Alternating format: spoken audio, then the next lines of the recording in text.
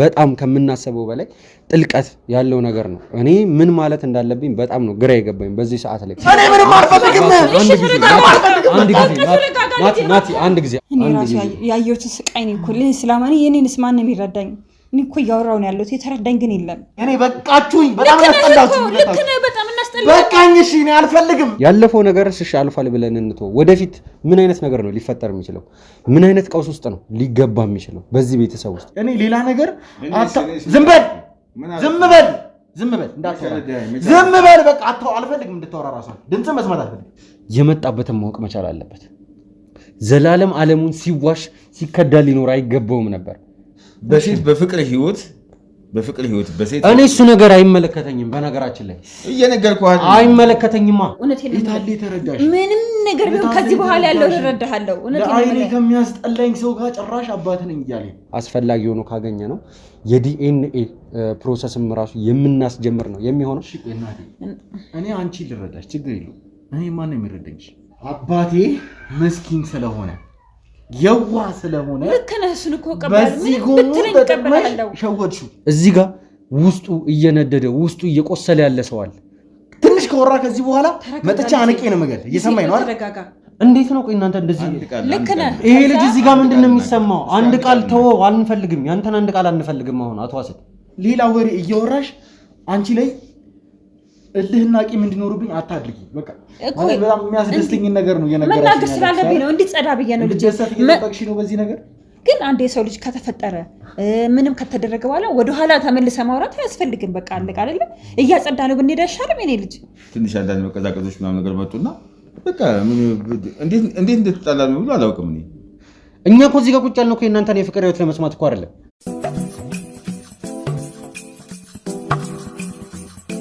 ሰላም ጤና ይስጥልኝ ውድ ቤተሰቦች፣ እንግዲህ ዳኒ ነኝ።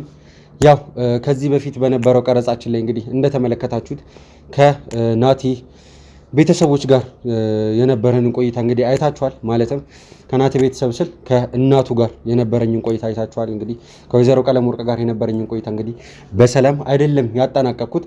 ከዛ በፊትም ደግሞ ውድ ቤተሰቦች እንግዲህ አቶ ዋሴ እንዲሁም ደግሞ ከናቲ ጋር የነበረኝን ቆይታ እንግዲህ በሰላም ባሰብኩት መንገድ አልነበረም ያጠናቀቅኩት። ምክንያቱም ደግሞ በሰዓቱ እየተነገረ የነበረው እየተባለ የነበረው ነገር የባሰ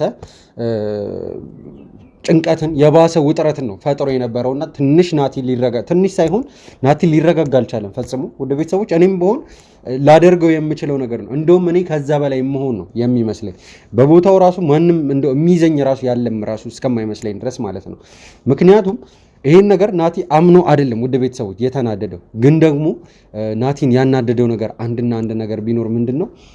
ይህ ሰውዬ ቤተሰቡን ሊበጠብጥ ከዚህ በፊት እንደ አዲስ ትዳር መሰረቶ የመጣ ሰውዬ ነው። ከዚህ ሰውዬ ይህን ነገር መስማት ማለት ወደ ቤተሰቦች በቁስል ላይ አረቂ እንደ መድፋት የሚያቃጥል አልኮል እንደ መድፋት ነው የምንቆጥረው። ምክንያቱም ይሄ ነገር ወደ ቤተሰቦች የበለጠ ያለንን ህመም የሚጨምር ነው። በዚህ ሰዓት ላይ የናቲ ቤተሰቦች እንግዲህ ትንሽ ልክ አይደለም ያለው ነገር፣ እህቶቹ ጋር ያለው ነገር ልክ አይደለም። ሐዋሳ ያለው የሚገኘው አባቱ ጋር ልክ አይደለም። ከዛ በመቀጠል ደግሞ እዚህ ያሉት ወይዘሮ ቀለመወርቅ እንዲሁም ደግሞ ይሄ አሁን ደግሞ አዲስ አይዲያ አዲስ የሆነ ነገር ይዞ የመጣው አዲስ ሀሳብ ይዞ የመጣው ሰው ራሱ ልክ ያልሆነ ነገር ነው እየተናገረ ነበር ያለውና ይሄ ነገር ወደ ቤተሰቦች በጣም ከምናስበው በላይ ጥልቀት ያለው ነገር ነው። እኔ ምን ማለት እንዳለብኝ በጣም ነው ግራ የገባኝ በዚህ ሰዓት ላይ። ግን ደግሞ ሁኔታዎችን በሙሉ ወደ ቤተሰቦች ማወቅ ነገሮችን መረዳት መቻል ስላለብን፣ ምክንያቱም ይሄ ነገር እውነት ሊሆንበት የሚችልበት አጋጣሚ እንዳለ ሁሉ እውነት አይደለም ብለን እኛ ደግሞ አሁን ላይ እንደምናምነው ጭምር ማለት ነው። ስለዚህ ይህ ነገር መሰረቱ ከየት እንደሆነ ማን ከምን ጋር ምን አይነት ግንኙነት እንደነበረው እንዳለው እየኖረው እንደሚቀጥል ሁሉንም ነገር ወደ ቤተሰቡ ሁሉንም ነገር ነው የምናየው እና አሁን ላይ እኔ በጣም ግራ ገብቶኛል። ሁሉንም ነገር ወደ ቤተሰቦች ሙሉ ስለዚህ ይህ ነገር ይመለከታቸዋል ብዬ የማስባቸውን ሰዎች አንድ ላይ ቁጭ አደርግና ሁሉ ነገር ለማነጋገር እሞክራለሁ። ወደ ቤተሰቦች ወንድሜ ናቲ ያለውን ነገር ተረጋግቶ እንዲመለከት ያለውን ነገር ተረጋግቶ እንዲያይ በመጀመሪያ ወይዘሮ ቀለመወርቅ እንዲሁም ደግሞ አቶ ዋሴ ከዚህ በፊት ላንጋኖ ላይ የነበራቸውን ፎቶ እንግዲህ አቶ ዋሴ አሳይቶ የነበረ ያንን ፎቶ እንግዲህ ናቲ ቢያንስ ትንሽ ለመረጋጋት እንዲያግዘው ብዬ ያንን ፎቶ አሳይቼዋለሁ። በጣም ግራ ገብቶታል ወንድሜ ናቲ፣ ውድ ቤተሰቦች። ምክንያቱም ያለው ነገር እየሆነ ያለው ነገር በጣም ነው ግራ የሚያጋባው። ያለፈው ነገር ስሽ አልፏል ብለን እንተው። ወደፊት ምን አይነት ነገር ነው ሊፈጠር የሚችለው? ምን አይነት ቀውስ ውስጥ ነው ሊገባ የሚችለው በዚህ ቤተሰብ ውስጥ? አንዱ የራሱን ህመም ለማዳን ወይ ደግሞ የራሱን የሆነ ነገር ለማግኘት ሲል ሌላ በጣም ብዙ ሰዎችን እየበደለ ወይ ደግሞ በጣም ብዙ ሰዎችን የማይሆን ነገር እንዲያስቡ እያደረገ ነው የሚገኘው። ይሄ ነገር ወደ ቤተሰቦች ከምናስበው በላይ ለተለያዩ ቤተሰቦች መበታተን ነው እየዳረገ የሚገኘውና ይሄ ነገር እልባት እንዲያገኝለት ወደ ቤተሰቦች ናቲም ያለበት ጭንቀት ያለበትን ሁኔታ እንግዲህ ለማረጋገጥ አሁን ላይ ወይዘሮ ቀለመወርቅን እንዲሁም ደግሞ ዋሴን ከዛም በመቀጠል ደግሞ የጉዳዩን ዋና ባለቤት እንግዲህ ናቲን አንድ ላይ ቁጭ አድርጌ የማናገራቸው ይሆናል። እንግዲህ ያለውን ነገር አብረን የምንሰማ ይሆናል። ከዛ በኋላ እንግዲህ እነሱ የሚናገሩትን ነገር አይተን ሁኔታዎችን ለማረጋገጥ መሄድ እስካለብን ጥግ ድረስ እንሄዳለን። ወደ ቤተሰቦች አስፈላጊ ሆኖ ካገኘ ነው የዲኤንኤ ፕሮሰስም ራሱ የምናስጀምር ነው የሚሆነው። ግን ደግሞ ከዛ በፊት መቅደም ያለበት ነገር አለና ያንን እናስቀድማለን። እንግዲህ ውድ ቤተሰቦች ያለውን ነገር እንግዲህ አብራችሁን እንድትከታተሉ ስል በአክብሮት እጋብዛለሁኝ። እየተፈጠሩ ያሉት ነገሮች ከቁጥጥራችን ስር ውጪ ከመሆናቸው በፊት በቅድሚያ ለማስተካከል እየሞከረን ያለ ነው። እንግዲህ አሁን ወደምናደርገው ቆይታ እጋብዛችኋል።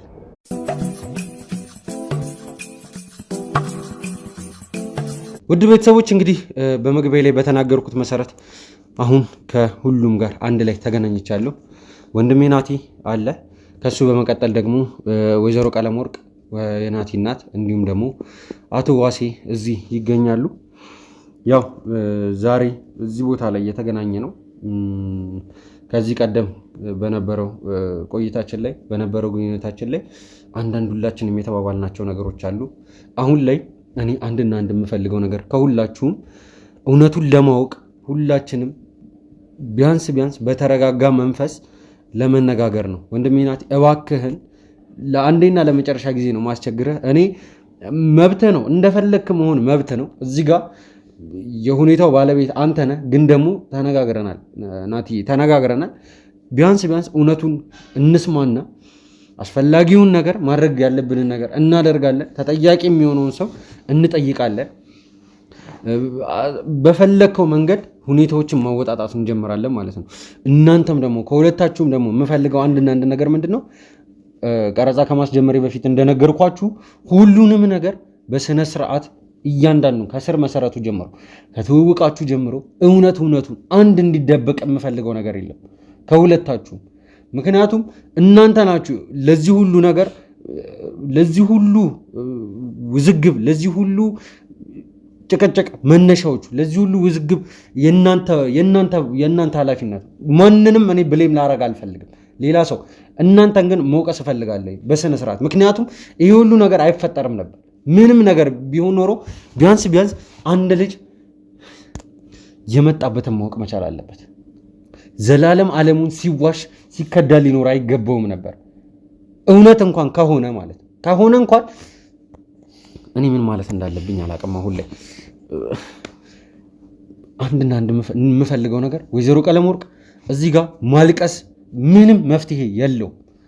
እውነቱን ተናግሮ የመሸበት ማደር ነው። ከዚህ በኋላ በቃ አሁን አልፏል ጊዜው። አልቅሰን ምን ብለን ምንልበት አልፏል። ሁሉም ነገር አልቋል ጊዜው። አሁን ላይ እውነቱን የምንነጋገርበት ጊዜ ነው። ማንኛችንም ብንሆን ልንዋሻ አይገባም። ማናችንም ቢሆን እኔ ነገር እየተናገርኩ ያሉት ስለ እኔ አይደለም። እኔ ዋሴ እኔን ለማስገደል ስለሞከረም አይደለም። የኔ ጉዳይ እዚህ ጋር ጭራሽ ምንም እቺን ታክል እንደው ቦታ የለውም። ቦታ ጭራሽ እቺን ታክል እንኳን ማለት ነው። እዚህ ጋር ውስጡ እየነደደ ውስጡ እየቆሰለ ያለ ሰው አለ። ለሱ ስትሉ እውነት የምታስቡለት ከሆነ እንኳን ሁለታችሁ እንደምታወሩት የምታስቡለት ከሆነ እንኳን ቢያንስ እውነቱን በመናገር እንድታግዙን እንፈልጋለን። የሰማችሁ ነው። ወይዘሮ ቀለመወርቅ አሁን መናገር እንዲጀምሩ እንፈልጋለን። ከመጀመሪያ ጀምሮ እንዲነግሩኝ ይፈልጋሉ። የተፈጠረውን ነገር ምንድነው? አቶ ዋሴ የነገረኝ ስለምን ቤተሰብ ስለምን ደህና ቤተሰብ ነው የሰማሁት። ስለምን የፓሪስ የጫጉላ ሽርሽር ነው የሰማሁት። ስለምን የላንጋኖ ፎቶ ነው ያየሁት። ምንድነው ነገሩ? ከመጀመሪያ ጀምሮ እንዲነግሩኝ ይፈልጋለሁ። በመጀመሪያ እናትዬ ይህን ሁሉ አመት እኔ ውስጤ መናገር እየፈለገ ነው፣ ግን እንዴት ብዬ ልናገር ይሄንን ነገር ይሄን በደል እሱ ሳያውቀው የተቀመጠው ይሻላል። እኔ በውስጤ አምቄ ውስጤ በቃ ከዛሬ ነገ የሆነ ለእኔ ራሱ ከባድ ህይወት ያሳለፍኩት ነገር ቢኖር እሱ ከተወለደ ጀምሮ እስካሁን ድረስ ያለሁት ህይወት የራሱ ብኖርና እነዚህ ልጆች ጋር ቢፈጠሩ ማለት ነው የእሱ ነገር ውስጤ እያስጨነቀኝ ነው ያለው። ህይወቴ ደስተኛ በሆንም በግማሽ ጎኑ ደግሞ እዚህ ጋር የእሱ ነገር ይሄ ልጅ ያላባት ይህን ያክል አመት ተቀምጦ የሚል በቃ እንዴት ነው ማስረዳው? እንዴት ነው ሊያምነኝ የሚችለው? እንዴትስ ነው የምነግረው? ሲጀምር ደግሞ እኔ መናገር የምችልበት አቅሙ የለኝም። እውነት ከሆነ መናገር የምችልበት አቅሙ የለኝም እንዲሉኝ አልፈልግም። ምክንያቱም በቃ አሁን ያ ሁሉ ጊዜ አልፏል። ሁላችን የምንጸጸትበት ጊዜ አልፏል። በቃ መጸጸትና መናገር ከነበረብን ከዚህ በፊት ነበረ። ልክ ነህ። በቃ ስለዚህ አሁን ምንም መደባበስ አያስፈልግም። እያንዳንዱ ነገር ንገሩ። በእኔ ቦታ ሆነህ ብታዩ በጣም ነበር የሚከብድ በወቅቱ። ግን አሁን ላይ እዚህ ላይ ደረሰ። እዚህ ላይ ሲደርስ ደግሞ የዚህ ልጅ ሁኔታ በቃ ማወቅ አለበት የሚለው ደረጃ ላይ አሁን የደረስኩት አሁን ነው። በቃ ገብቶሃል? የዛ ሰዓት ውስጤ በቃ ምቃርጌ ምናምን የተቀመጥኩት እኔና ፈጣሪን የምናውቀው እውነቴን ነው የምልህ። ልጄ ናቴ በዚህ ጉዳይ ላይ እንድትቀየመኝም እውነት እንድትከፋብኝም ፊትህ ራሱ እንዲቀየርብኝ አልፈልግም። እንድትረዳኝ ነው የምፈልገው። ያሳለፍኳትን ህይወቶች እንደዚህ ሳወራ ራሱ አንተ በቃ እንድትረዳ የእናትነቱ እንዳለ ሆኖ በቃ ያሳለፍኳትን ህይወቶች ያንተ ታሪክ ለኔ ከባድ ነው በጣም ለኔ ሁሉ ነገር ባይዘዌ የእውነት የመጀመሪያም የልጅነቴም እኩዬም በቃ ምንም ነገር ማድረግ አንድ እርምጃ መራመድ ስፈልግ ካንተ ውጪ ሳልናገር ማራመድ ሰው ነኝ። ያንን የማደርገው እየጸጸቴ ነው። ውስጥ ያለው ነገር በቃ ታሳዝነኛለህ በቃ አለ አይደለ? እና ምንድነው እዚህ ጋር መናገር እየፈለኩ መናገር የለብኝም በዛ ሰዓት። እኔ አይደለሁም መነግርህ። እኔ እንዴት ብዬ እነግርሃለሁ? እኔ አንቺ ልረዳሽ ችግር የለውም። እኔ ማን ነው የሚረዳኝ? እኔ እናትህ እረዳሃለሁ። እውነቴን ነው። የታለ የተረዳሽ? ምንም ነገር ቢሆን ከዚህ በኋላ ያለው እረዳሃለሁ። እውነቴን ነው። ለአይኔ ከሚያስጠላኝ ሰው ጋር ጭራሽ አባት ነኝ እያለኝ ለአይኔ ከሚያስጠላኝ ሰው ጋር ማለት ይሄን ሰውዬ በሙሉ አይኔ ላለማየት እየሞከርኩ ነው ጭራሽ ያለሁት ማለት ነው። ይሄ ነገር በማንም ሰው ላይ ያጋጥማል። እኔ በዛ ሰዓት በማንም ሰው ላይ እናቴ ይኸውልሽ ክፉ ነገር አታውሪ። እኔ አላወራም። ለምን አወራለሁ? ይኸውልሽ ማወቅ ያለብኝ ነገር ብቻ ንገሪኝ። እንደዚህ እንዳታስብ አትበኝ። እናቴ ነሽ። አሁንም ድረስ እወድሻለሁ። አንቺ ላይ ቅንጣት ታክል ቂም የለኝም። እኔም እኮ እንደዛ ቅንጣት ታክል ማለት በቃ። ግን ሌላ ወሬ እያወራሽ አንቺ ላይ እልህና ቂም እንዲኖርብኝ አታድርጊ። በቃ እንደዚሁ እንደወደድኩሽ እስከ ዘላለም መኖር ነው የምፈልገው። አውቃለሁ። መናገር ያለብሽን ነገር ብቻ ተናገሪ። እኔ ሌላ ነገር ዝም በል በቃ አልፈልግም እንድታወራ ራሷ ድምፅ መስማት አልፈልግም። ምንም ነገር እንዳታወራ። ትንሽ ከወራ ከዚህ በኋላ መጥቻ አንቄ ነው የምገል። እየሰማኝ ነው አይደል? ተረጋጋ። ከኔ ጋር እሺ፣ ዝም በል እሺ። ተረጋጋ። አንድ ነገር እንዳትናገር፣ እንደማመጥ። እሺ፣ ማውራት ካለብሽ የምትወሩ ነገር እንዳለ አውሪ። አንድ ጊዜ በየተራ እውነቱን እንነጋገር። እዚህ ጋር ይቅርታ ለመጠየቅ አይደለም የተቀመጠ ነው። ወይዘሮ ቀለምወርቅ ይቅርታ መጠየቅ አሁን ላይ ምንም ጥቅም የለውም ብዬታል። ናቲ እናቱ ላይ መጮህ አይፈልግም። እናቱ ላይ የማይሆን ነገር ማድረግ አይፈልግም። ግን ደግሞ እውነታውን ማወቅም ደግሞ ይፈልጋል። በዚሁ ልክ ማለት በቃ እውነቱን ንገሩ። ይሄ ልጅ መብት አለው። ምንም የማድረግ ምንም የሆን መብት አለው። በቃ ስለዚህ እያንዳንዱን ነገር ንገሩት። በቃ እኔ ሌላ ነገር አልፈልግም። ናትዬ ይቅርታ፣ ይሄ ነገር አሁን ላይ አይጠቅመንም። ለኛ ይሰሙኛል፣ ምንም ጥቅም የለውም ለኛ። እርሶ ይቅርታ ጠየቁ አልጠየቁ ናቲ ህይወት ላይ የሚጨመር የሚቀነስ ነገር ምንም ነገር የለም። እንዳይቀየመኝ ነው እውነቴንም ሊያሳለፍኩትና ከሱ ጋር ለሱ የተጨነኩት ምን ያክል እንዲገባው ብዬ ነው እንጂ ልክ ነው ያሳለፍነው ነገር ለሱ ምንም ነገር ከዚህ በኋላ ምንም ነገር አይጠቅመውም። ልክ ነህ እኮ። እሺ፣ ስለዚህ ናቲ እኔ ልለምንሽ ዝም ብለሽ ንገሪኝ። ሌላ እኔ ይቅርታ ምናምን አልተቀየምኩሽም። እናቴ ነሽ። የፈለገ ነገር ቢሆን 9 ወር በሆድሽ ተሸክመሽ አሳድግሽኛል አይደል? ጭራሽ ነው ልቀየምሽም አልችልም። አንቺ የፈለገ ነገር አይደለም ይሄንን ነገር ስለት አንስተሽ ብትወጊኝ ልቀየምሽ አልችልም። ይህን ነገር እንድታቂ ይፈልጋል። ስለዚህ እያንዳንዱ ነገር ከዚህ ሰውዬ ጋር ስላለሽ ግንኙነት ሙሉን ነው ማወቅ እንፈልገው። ሙሉ አንድ ነገር እንዲደበቅ አልፈልግም። ጭራሽ ስለ ፓሪስ እየወራ ነበረ፣ ስለ ጫጉላ ሽርሽር ምናምን ነገር እየወራ ነበረ። አሁን ወደ ታሪኩ ግቡልን እባካችሁ። አሁን ጊዜ መውሰድ አይሆንና በቃ አሁን መናገር ካለብኝ የምናገረው ነገር ምን ታውቃለህ? በልጅነት በማንም ሰው ላይ የሚደረግ ነገር ፍቅር ያዘን ገብቷል። ደግሞ እሱንም የሆነ መንገድ ላይ ፍቅር ምን ላይ መጥቶ ይሄ ሰውዬ ምን ላይ መጥቶ ምን ላይ እንደሚይዘው አታውቀውም። ስታውቀው ከዚህ ሰውዬ ፍቅር ይዘኛል ብለህ አታውቅም፣ በልጅነት ማለት ነው። ይሄ ልጅም ይፈጠራል ብለህ አታስብም። እና በጣም ልጅ ነን በዛ ሰዓት። ገና በቃ ምንም እንቡጥ በቃ የመጀመሪያ እምነት አውቃለሁ እዚህ ጋር ነገር ያለው ከዚህ በፊት እና በወቅቱ ማንም ሰው እንደሚያደርገው የጫጉላ ሽርሽር ያላደረግንበት ቦታ የለም። ያልገባኝ ነገር የጫጉላ ሽርሽር ማለት ያልገባኝ ነገር ጋብቻ ከምንው ተፈጥሮ እኔ ጭራሽ አልገባኝ። ከምንው ተፈጥሮ ነው ወደ ሌላ ጋብቻ ደግሞ ድጋሚ የገባኝ? ልናገር ያው እንግዲህ መጀመሪያ ፍቅረኛዬ ናት። ከሷ በፊት ሴት አላውቅም፣ ከሷ በኋላ ሴት አላውቅም እስካሁን ድረስ ነው ማለት ያው በወቅቱ እግዚአብሔር ይመስገን ጥሩ ቤተሰብ ነበር። በጣም ጥሩ ቤተሰብ የሚባል ነገር ነበረ። እሷም ጥሩ ልጅ ነበረች ምናምን ነገር እና ቤተሰቦቿም ጥሩዎች ነበሩ። እዛ ያው እንዳጋጣሚ ሆኖ ያው ፍቅር ተመሰረተ ማለት ነው። በእኛ በሷ ማለት ፍቅር ተመሰረተ። በቃ ሁለታችንም የመጀመሪያችንን ምንም አናውቅም። የኔ ቤተሰቦች ገንዘብ ነበራቸው። አለ የተባለ ሬስቶራንት በወቅቱ አለ የተባሉ መዝናኛዎች፣ ምንም የቀረ ነገር የለም። ምንም የቀረ ነገር የለም። እዚህ ሀገር ውስጥ ያሉ ከከተማ ወጣ ብለህ የምትዝናናባቸው ቦታዎች እዛ ምንም የቀረ ነገር የለም። ከሀገር ውጭ ሞተን እስከ መዝናናት ድረስ ደርሰናል።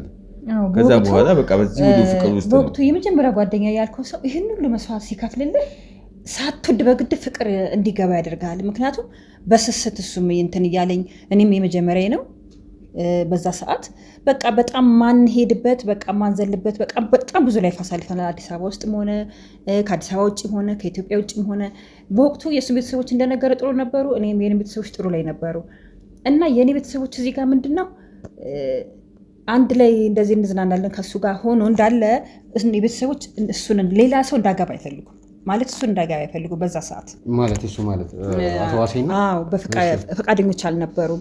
እኔ ደግሞ በቃ ያሳለፍናቸው ህይወቶች የተዝናናናቸው በቃ በጣም ብዙ ታሪክ አለን። በጣም ብዙ ፎቶዎች አሉን። ፎቶዎቻችን ራሱ አሁን እኔ እንጃ በቃ በጣም በቃ ቆንጆ የተባለ ቦታ ላይ ተዝናንተን እዚህ ደረጃ የዛ ደረጃ የነበርንበት ሰዓት ላይ የኔ ቤተሰቦች እሱን እንዳገባ አይፈልጉም። ከዛ በቃ በልህ ነው ማለት ትችላለህ ያገባሁት። ምክንያቱም ወደዋለሁ በጣም ብዙ ላይ ታሳልፋል። ደግሞ የመጀመሪያ ደግሞ ይወደዳል እና ልጅም ነን መዝለል ባለብን ሰዓት ዘለን ስንጠግብ ነው ወደ ትዳር የገባ ነው እና ቤተሰብ ሳይፈቅድልኝ ነው እዚህ ጋር ቤተሰቦችም አይቻልም ብለው በቃ ኡኡ ብለው ከኛ ከአቅማችን በላይ ኮንሽ በቃ ሂጂ ሞክሪ በቃ አይነት ነገር በዛን ሰዓት በዚህ አጋጣሚ እኔ አመስገኛት አላውቅም። አንድም ቀን አመስገኛት አላውቅም። አሁን የምንመሰጋገንበት ሰዓት ላይ አይደለም። አንድ ቃል መናገር ኖ አሁን እዚህ ላይ እንዴት ነው ቆይ እናንተ እንደዚህ ልክ ነህ። ይሄ ልጅ እዚህ ጋር ምንድነው የሚሰማው? አንድ ቃል ተወው አንፈልግም፣ ያንተን አንድ ቃል አንፈልግም። አሁን አቶ ዋሴ ትሰማኛለህ? እዚህ ጋር ይሄ ልጅ እየተሰማው ያለውን ነገር ማሰብ እኔ ከአይምሮዬ በላይ ነው እየሆነብኛል። ልክ ነህ። ነገሩን ብትቀጥሉ ይሻላል። ይህንን ህይወት በቃ ግቢበትና ሞክሪው ያሉ ቤተሰቦች ፈቃደኛ አልነበሩ። በዛ ሰዓት ደስ አላላቸውም እና በምን መሰለህ የጫጉላ ሽርሽራችን በስተመጨረሻ ገና አቤት ሳንገባ የሆነ በቃ ንፋስ የገባ አይነት ነገር የለም። እየቀዘቀዘ በዚህ ላይ የሚጨምረው ነገር ቢኖር ማለት ነው በዛን ሰዓት ያው እንግዲህ የኔና የሷን በጋብቻ አብሮ መኖር ቤተሰቦቿ እንደማይፈልጉ እኔም በተወሰነ መልኩ አውቅ ነበር። እኔና እሷም ውጭ በነበረበት ለምንድን ነው ግን እዚህ ጋር አንድ ጥያቄ ልጠይቃችሁና ለምንድን ነው የአንቺ ቤተሰብ ናቲ ደህና ነህ? ውሃ ምናምን እናምጣለን ናቲ? እሺ ለምንድን ነው የአንቺ ቤተሰቦች ከእሱ ጋር የነበረሽን የትዳር ህይወት ያልፈለጉት? እነሱ በትዳር ህይወት ከእሱ ጋር እንደሆነ ያልፈለጉት ምንድን ነው እነሱ የራሳቸው ሰው የሚሉት ሰው አዘጋጅተዋል፣ ከኋላ ገብተዋል። እነሱ የሚፈልጉት ነበረ ነው። አንቺ መጀመሪያ እኔ አላቅም በኋላ ላይ ያወቅኩት ሳስበው ግን በዛ ሰዓት ያው ቤተሰብ የመረጠልህን ነው የምታገባው አይነት ነገር ነበር የነበረው። እነሱ ያው ልጆችም ስለነበርን ቅድም ታሪኩ እንደሰማሁ ማለት ነው በእኛ ወጣት በነበረበት ሰዓት ላይ ያው ቤተሰብ የመረጠልህን አይነት ሰው አለ አይደል? ሴቱም ወንዱም እንደዛ አይነት ጋብቻ ይፈጸም ስለነበረ እኔም አውቅ ነበረ በተወሰነ መልኩ። በሰዓቱ ታዲያ ምን አደረግክ አንተ? አይ ያው እኔ ስለ እንደዚያ ነገር ማሰብ አልነበረም። ምክንያቱም በጣም ነው የምወዳት፣ በጣም ነው የማፈቅራት፣ እሷም እንደዛው ነበረች። ስለዚህ ይሄ ነገር ይመጣል ብዬ አስቤ አላውቅም ነበር። እና ቤተሰቦች ምን ያሉ መሰለህ ታሰድቢናለች ብላ ትለኛለች እናቴ። ምክንያቱም እኛ በዚህ እድሜ ሲጋባ እኛ ራሱ በሰው ይመጣል የምናገባው። ስለዚህ እኛ ያዘጋጀንልሽ እንጂ አንቺ ፈቅድሽውን የምታገቢው ታሰድቢናለች። በፈቃደኝነትሽ ከሄድሽ ሂጂ ነው ያለችኝ ሁላ እናቴ። ብቻ በቃ ከቤት ታሰጠኝ ሁላ ነው የደረሰችው በዛ ሰዓት ማለት ነው። ይሄን ነገር ሳቅ ደግሞ እኔ ወዲያው በቃ ከሷ ጋር እንዲህ አይነት ነገር ከሚነጥቁኝ አልኩኝና ወዲያው በጋብቻ ወደ ቤት ገባ። በቃ እንድንጋባ ማማርኩኝና ሽማግሌ ላኩኝ። ወደዱም ጠሉም ሽማግሌ ያምነው ተቀበሉ። ከዛ ትንሽ ድግስ ምናምን ነገር ደጋጋች። ሽማግሌም ወደው አልተቀበሉ እንዲህ ብለው በቃ እንዲህ ዲቴይል እንደዚህ ሽማግሌ ተቀብለናል ብለው ራሱ አላሉም። የሆነ ቅሬታ ውስጣቸው እያለ ነው በቃ እኔ በጣም ስላስቸገርኳቸውና ቤተክርስቲያን ማስተዳደር እሳቸውን ጭምር ነው ሽምግልና በቃ እምቢ ነው ያሉት። በቃ እኔ ምንም ይምጣ ምንም፣ ምክንያቱም እኛ በቃ ቤቱን ታሰድቢዋለሽ እኛ ተከብረን በኖርንበት ሀገር ነው ያለችኝ እናቴና አካባቢችን የነበረው የቤተክርስቲያን አስተዳዳሪ ነበሩ። እሳቸውንም ጭምር ነው እንትን ያልኩት። እኔ ይገባኝ ስለነበረ ያን የመሰለ ፍቅር እኔ ማጣት አልፈልግም። እሷም ትወደኝ ነበር፣ ይወዳት ነበር። በቃ ያን ነገር ደግሞ በጋብቻ አብሮ ማስቀመጥ ስለፈለጉ ለዛ ነው እንደዛ ነገር የሆነ የነበረው እና እምቢ ብያት ነው የወጣሁት ማለት ትችላለህ። በቃ እምቢ ብያት ነው የወጣሁት። ስወጣ በዛ ሰዓት ግን ያ የድሮ ፍቅራችን እንዳለ አይደለም የወጣሁት። የሆነ እየቀዘቀዘ በጣም በቃ እየቀዘቀዘ መጨረሻ ላይ በቃ ቶሎ ነው ባንዳፍታ እንጃ አላውቅም። እኔ ፍቅር እንደዚህ ባንዴ እንደዚህ ሞታል ብዬ እኔ አስቤም ገምቼ፣ ምክንያቱም ያ ሁሉ ታሪክ አሳልፈ ውጪ ይሄን ባንዴ እንደዚህ ይቀየራል ብዬ ይገርማል። በዛ ሰዓት ምንድን ነው የተፈጠረው መሰለህ? ያው እኔና እሷም በጣም እንደዚህ በቃ መዝለሉ መጨፈሩ ምናምን ቀርና ያው ትዳር ሲባል ሰብሰብ ምናምን ነገር ትሌለ በቃ እኔም እሷም መሰብሰብ አቃተን።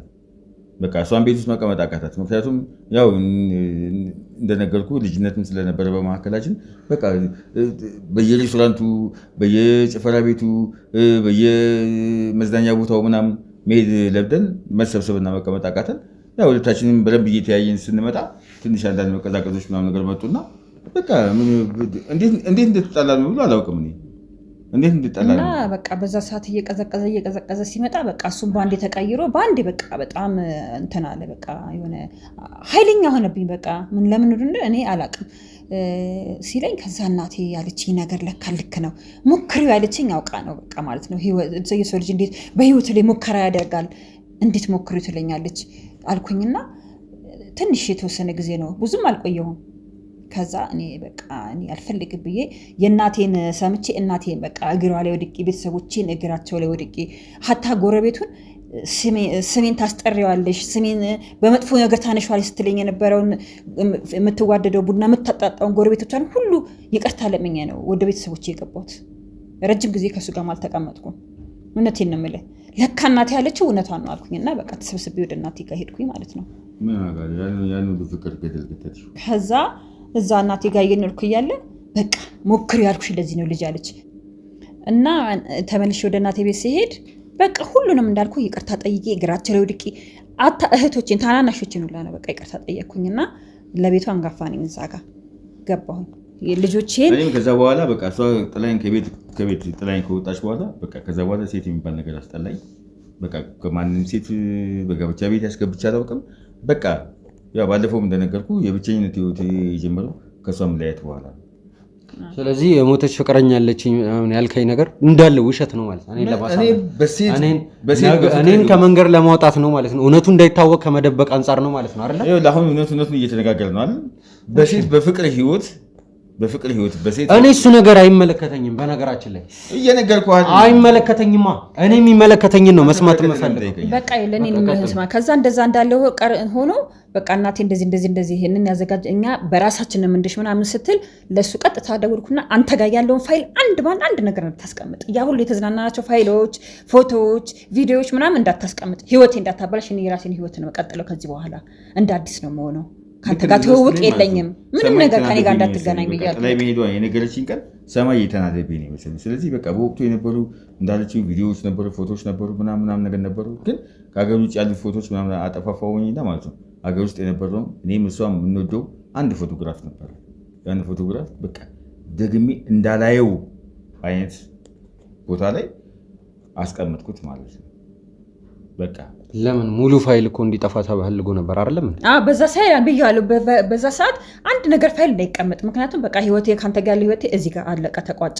እኔ ራሴን ህይወት ነው ፈልገው ለመጀመሪያ ጊዜ የተነሳነው ፎቶ እኮ ብያለሁ። ምንም ነገር እንዳታስቀምጥ እኔ ያስቀምጣል መሰለኝም። እኔ ጋር ምንም ነገር ፋይል የለም ሲጀመር። ከብዙ መዝናናት በኋላ የመጀመሪያ ፎቶ ስለነበረ ለእኔም ለሷም እሱን ፎቶ ግን አስቀምጨዋለሁ እና ቤተሰቦች ያሉትን መስማት ነበረብኝና የቤተሰቦች ያሉትን ሰምቼ ወደ ቤተሰቦች ተመልሼ ሌላ ህይወት ሊቀጥል ስለሆነ አንድ ነገር እጅ ላይ ፋይል እንዳታስቀምጡ ብዬ እነግርሃለሁ። እኔ ምንም ነገር ያስቀምጣል መሰለኝ አጥፍቻለሁ ነው ያለኝ ሁላ ማለት ነው። በቃ ተስማምተናል እኮ ፋይል በማጥፋቱ ፎቶ በማጥፋቱ እኔ እሱን ነው የማውቀው እንጂ ይሄ ፎቶ እጅ ላይ ይኖር አይኖር የማውቀው ነገር የለም። ምክንያቱም ከሱ ቤት ወጥቻለሁ። እኔ ምንም ነገር ይዤ አልወጣሁም ስወጣ። ያ ያሳየው ፎቶ ግን ለእኔም ለሷም በጣም የመጀመሪያችን ፎቶ ስለታችን ነው ደስ ስለነበረ እሱን ፎቶ ብቻ አለች ያስቀምጥ። እኔ እሱንም አላውቅም አስቀምጠን። ከዛ ሄድኩኝ ወደ እናቴ ጋር በቃ ይሄንን ነው የምፈልገው ልጅ ማየት ጥሩ ነው፣ ግን የሰው ልጅ በህይወት ተሞክሮ አያደርግም። ይሁን ማንም ሰው የሚያደርገው ነገር ነው ብላ እናቴም ቤተሰቦቼም ጎረቤቶችም ሁሉም ይቅርታኝ ተቀብለው ገባው በቃና ሁሉ ነገር ከዛ ካለ ጠፋ። ልጅ ሁሉንም ነገር እውነቴን ነው የምልህ በቃ ጸድቶ በቃ በንጹህ ልብ እንድትኖር ብዬ ነው የማወራው። እንዲህ ከፋና እንድትናደድ እንድትበሳጭ አይፈልግም። እኔ ልጅ አደራህን በቃ እስከዛሬ ድረስ ያሳለፍከው ህይወት ይበቃል። ከዚህ በኋላ የጸዳ ኑሮ እንድትኖር የጸዳ ህይወት እንድትኖር የፍቅር ታሪክ እየሰሙ እየተደሰትኩኝ ነው። በጣም የሚያስደስተኝ ነገር ነው እየነገራችሁ መናገር ስላለብኝ ነው እንዲጸዳ ብዬ ነው ልጅ እየጠበቅሽ ነው በዚህ ነገር አትደሰትም አውቃለሁ እኮ እንደማትደሰት እኮ አውቃለሁ። ግን ምንድነው መናገር አለብኝና ከዝካሁን የኖርከውና ተደብቆ የኖረው ነገር ሁሉ እስካሁን ያመከው ይበቃል። እኔም ያመኩት ይበቃል። ከዚህ በኋላ ግን ጸድቶ እኔም ጸድቼ አንተ በቃ ውስጥህን ጽዱ አድርገህ እንድትኖር የምፈልገው የኔ ልጅና እንዲከፋ አልፈልግም። አውቃለሁ እንደማትደሰት አትደሰትም አውቃለሁ። ልክ ነህ እኮ እንደማትደሰት አውቃለሁ። እኔም እኮ እየተደሰትኩኝ አይደለም እያሳዘንከኝ ነው። እውነቴን ነው የምልህ ልጄ፣ እውነቴን ነው የምልህ። ሆድ ተከፍቶ አይታይም። እና ከዛ በኋላ ቤተሰቦች ከገባው በኋላ በቃ በጣም በፍጥነት ነው በቃ በጣም በፍጥነት ለዛ ሰውዬ ነግረውት ሽማግሌ ላከው ማለት ነው። በዛ ሰዓት አሁን ላለሁት ህይወት ሽማግሌ ሲላክ በዛ ሰዓት የድሮ ሽማግሌ 3 ቀን ነው ይባላል። ለሽማግሌ የሚመጣው በ3ኛው ቀን ነው የሚፈቀደው እና ወንበር ላይ ራሱ የሚቀመጥ በ3ኛው ቀን ነው የሚባለው ቤት ውስጥ ገብተው። የዛ ሰዓት ግን እናቴ ከአንዳንድ በቃ የመጀመሪያ ቀን ነው በቃ እሺ ብላ እንትን ያለችው። በቃ ስጠብቅ የነበረ ነገርና ምን ያክል ጓጓ እንደነበረ በቃ እናቴ ማሳዘነችኝ እዚህ ላይ በቃ ገብተዋል። እና በቃ ከአንዳንድ ነው በቃ እናቴ የተቀበለች ሽምግልናውን ወዲያው ነው በቃ የምፈልገው ነገር ይሄ ነው በቃ ድሮም ስፈልገው የነበረ ነገር ነው አለችን። በአንዴ በቃ አልመለሰቻቸው። ወዲያው ነው ቤት የገቡት የተቀመጡት ለውሃ ያሉት ኦኬ አለቻቸው። ወዲያው ነው በቃ ሰርግ የተደገሰው በቃ ዲልዳ ላይ ተደገሰ ማለት ነው። ከዛ በኋላ የኔ ምስኪኑ የዋው አባቴ ምንም ነገር በማያውቅበት ይሄን ሁሉ ነገር አያውቅም። እስቲል ነው ምንም የሚያውቀው ታሪክ የለም። ልክ ነህ።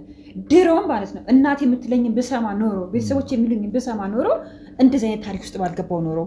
ግን አንድ የሰው ልጅ ከተፈጠረ ምንም ከተደረገ በኋላ ወደኋላ ተመልሰ ማውራት አያስፈልግም። በቃ አለቅ አይደለም እያጸዳ ነው ብንሄድ አይሻልም? የኔ ልጅ እባክህን በቃ ይቅር በለኝ ነው የምልህ። እኔ እውነቴን ነው የምልህ። አሁን ዛሬም ነገም ከነገ ወዲያም ጉልበት ላይ እየወደኩ ነው። ይቅር ምክንያቱም ውስጤ ነፃ ሆኖ አንተም ነፃ ሆነ እንድትኖርልኝ ነው የምፈልገው። የእናትና ልጅ ፍቅራችን እንዳለ እንደሚቀጥል ነው የምፈልገው።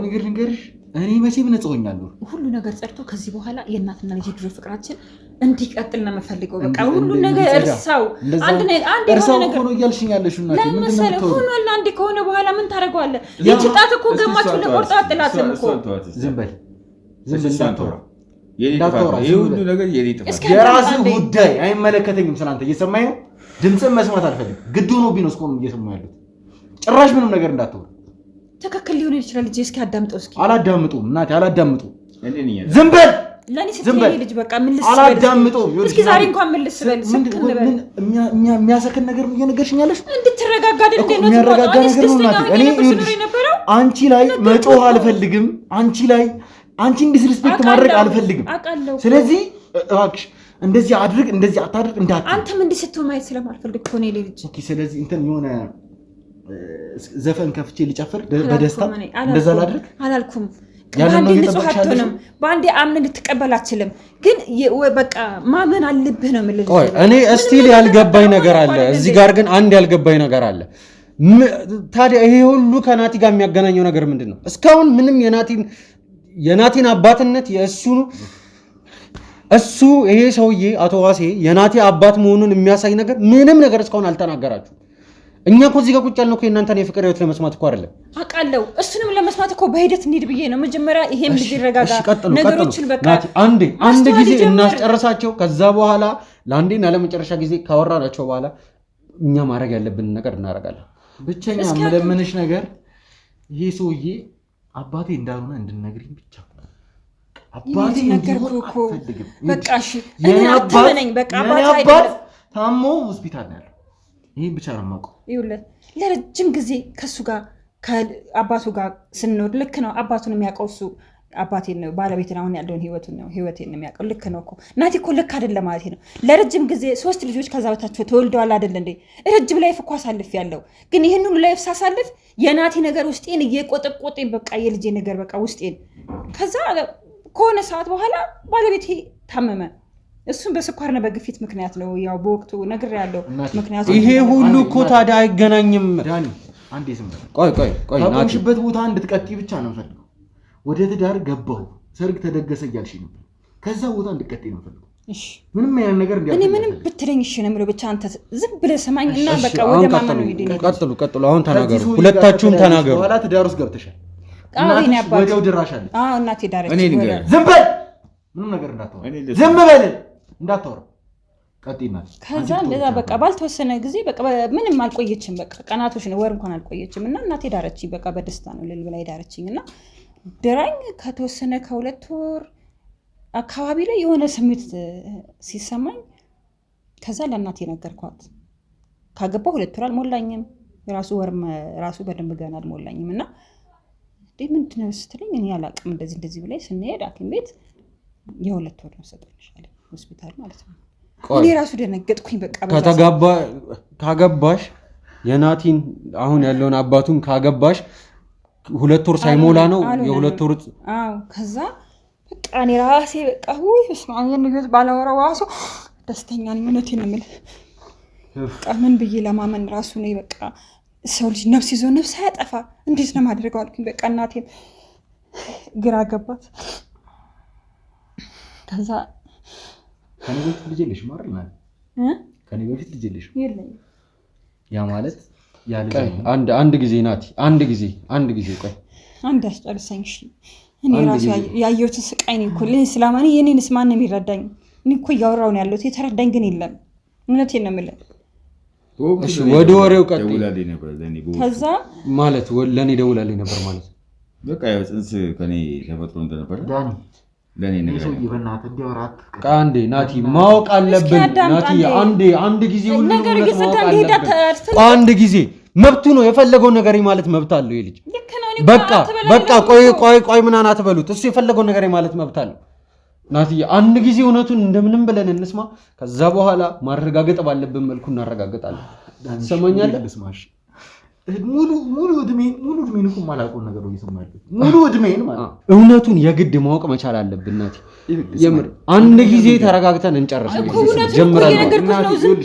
ስሚ እኔ አንድ ነገር ልንገርሽ፣ ከሱ ጋር የፈለጋችሁትን ስታረጉ ፎቶ ብታሳይኝ፣ ቪዲዮ ብታሳይኝ እኔ ምንም ነገር አድርጊ። አንድ ነገር ልንገርሽ፣ ምንም ነገር አድርጊ፣ የፈለጋችሁትን በዴን ያረጋግጡ። በምንም ይሄ ሰውዬ አባቴ ሊሆን አይችልም። እንደ አባት ልቀበለው አልችልም። በቃ አትቀበል። ልክ ነህ ናቲ። እሱ ነገር ያንተ መብት ነው። የኔ አባት ሐዋሳ ላይ ታሞተኝ ይዟል። እየሰማሽ ነው አይደል ናቲ? እሱ ነገር ያንተ መብት ነው ናቲ። አንድ ጊዜ ብቻ ናቲ እንስማቸው። ከዛ በኋላ ማድረግ ያለብንን ነገር እናደርጋለን። እሺ ወንድም፣ አንድ ጊዜ ብቻ እስኪ ተረጋጋ ልጄ። እኔም እኮ ሳልጨነቅ ቀርቼ አይደለም። ስላንተ ህይወት እኮ እኔም ሳላስብ ቀርቼ አይደለም አይደል እንዴ?